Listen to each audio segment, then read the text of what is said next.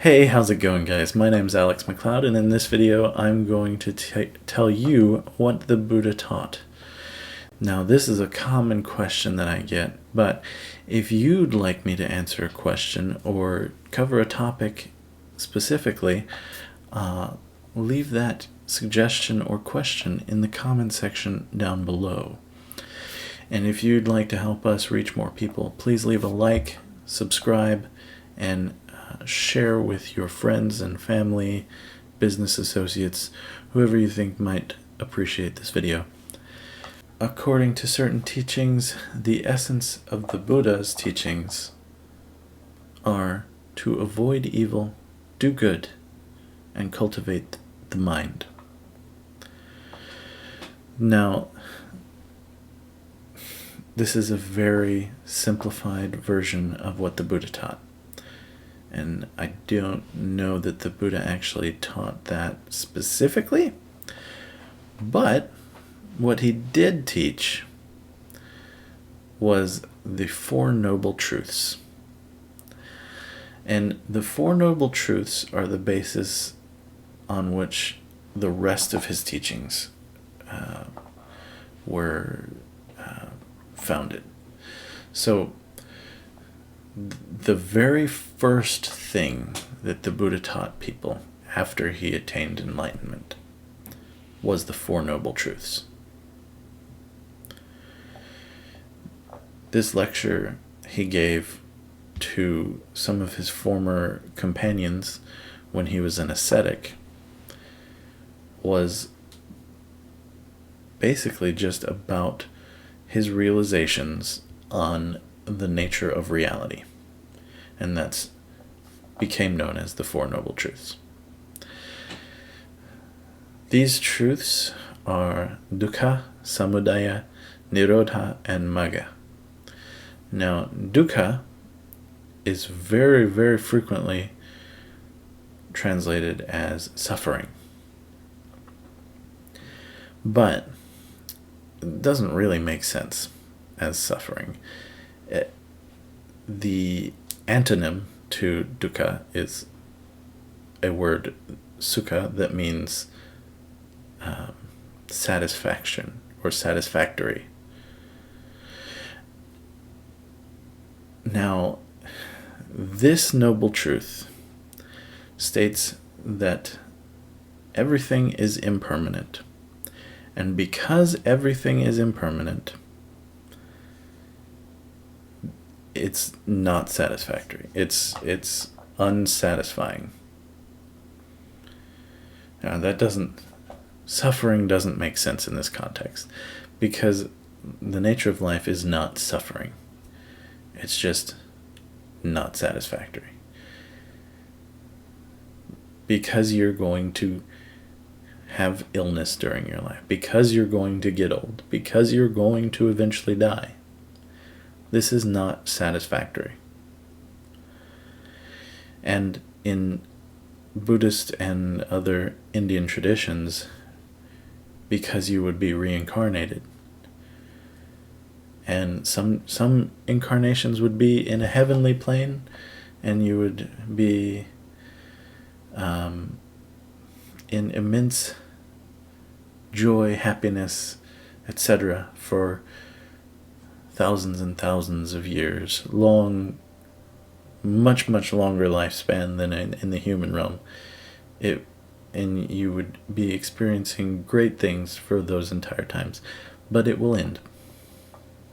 And then you'll fall back into the human realm or lower realms. And that's why it's unsatisfactory.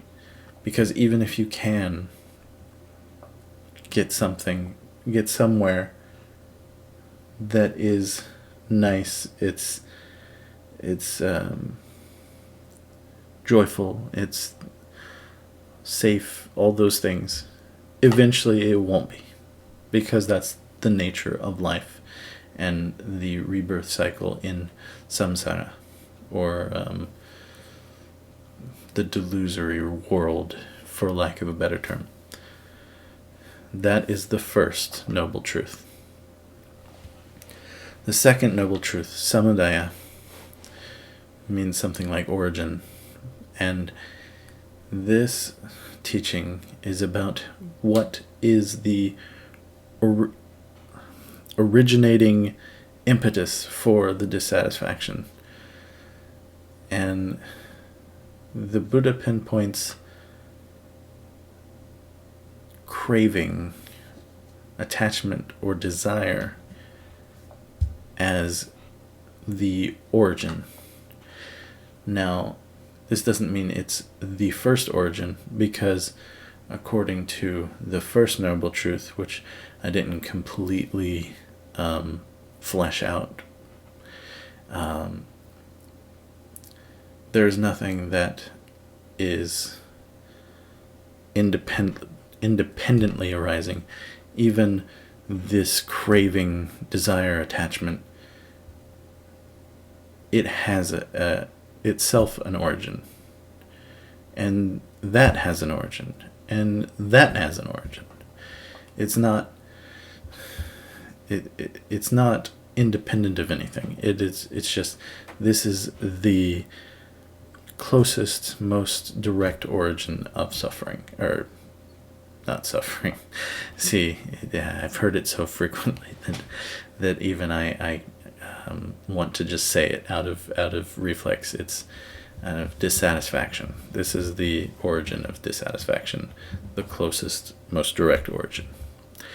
And when we say craving, desire, or attachment, this is not like, I want an apple, let me go get an apple type of desire, or anything like that. This is a reflexive desire. It's a craving that you are not capable of not fulfilling. This is, it falls into three categories of desire.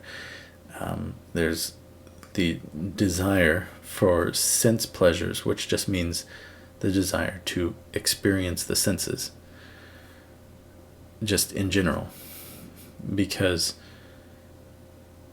when you have the ability to see, if you lose that is a very strong craving, that you are craving to be able to see.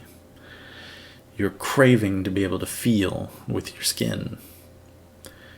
Just the fact that you have these senses causes this desire.